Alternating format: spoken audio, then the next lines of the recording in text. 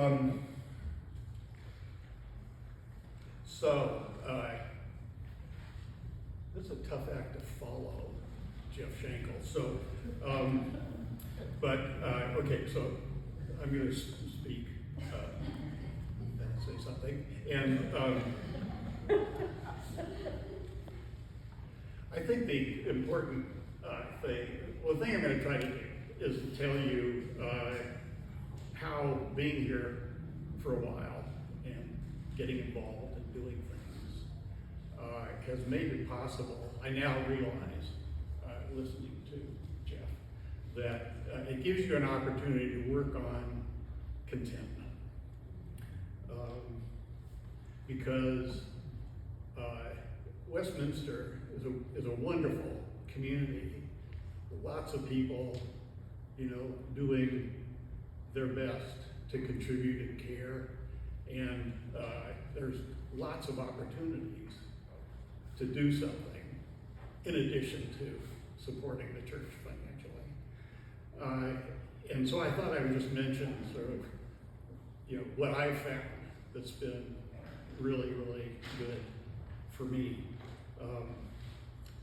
So Martha and I have been here probably close to 30 years, hard to believe. And I didn't know, I was not a church person when we came in here. I followed her in here.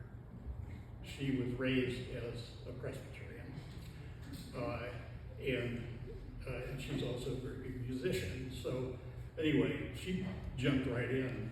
And the first thing that I did was, since I wasn't sure what to do, I joined every Friday morning at 6:30 a.m.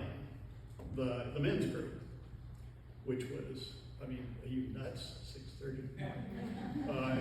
But there was this saintly person, Phil Economy, who led that group, who was an inspiration. And for him, this whole thing was really simple. He said, God is in here.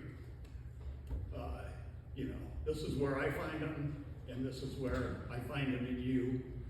And so he really focused, that was his theme. He really focused on that. He found the good in everybody. And he tried to get, a group of 20 men of various ages. Of course, men don't express themselves, their feelings very well. So it was a big challenge. But I've been doing it ever since. It's a wonderful group and a great experience. We're still not very good at it, but we're there. Then I discovered there's this guy here named Chuck Quick, you may know him. And at that time, along with other church leaders, he was loading up a trailer with tools and taking 10, 20, 30, 40 youth from here, from other churches, and going to Tijuana and building houses. And that was, I thought, that's a good thing. That's really giving.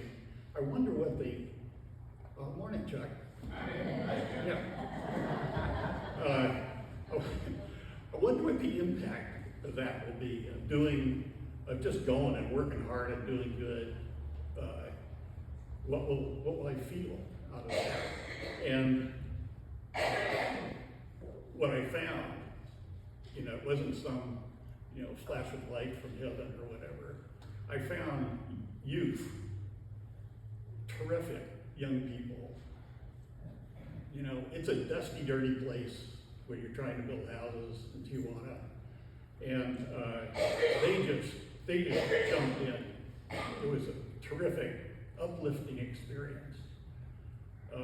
And what we received in joy from the families who had a house as a result of what we did was also uplifting. You can get those experiences here. Well, so another learning experience I had was was teaching Sunday school to middle school youth. That was a challenge, particularly because most of them were boys, and 2 of them were mine. And it was, you know, the whole thing was just barely under control. And I was trying to impart something out of what was going. But, you know, you learn humility here in spades. And another big experience I had was, you know, if you remember here, at some point you should become an elder, do your part. So I became an elder, and Doug Honeyke was the pastor, said, well, you know, what would you like to do?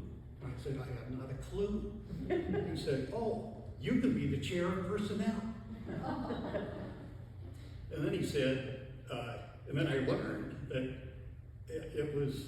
he felt it was time for him to retire, maybe. So I had a very rich experience, humbling again, of walking with Doug through the process leading up to his decision to retire.